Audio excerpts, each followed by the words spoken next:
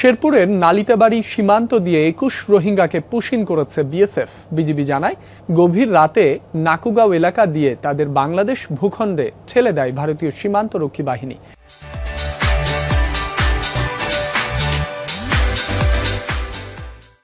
পরে পুশিন করা ২১ রোহিঙ্গাকে আটক করে বিজিবির টহল দল। আটককৃতদের মধ্যে ৫ জন পুরুষ, ৫ জন নারী এবং বাকিরা শিশু ও কিশোর।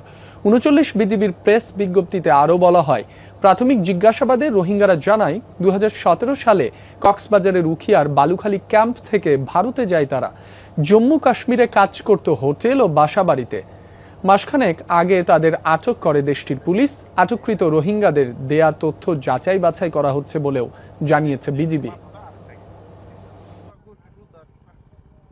গত রাত্রে আপনার রাত ১টার দিক দিয়ে আপনার ওই ইন্ডিয়া বর্ডার যে আপনার কাকাটাতের বেড়া আছে, এরা উপরে বেসের এটা পুশিং করছে।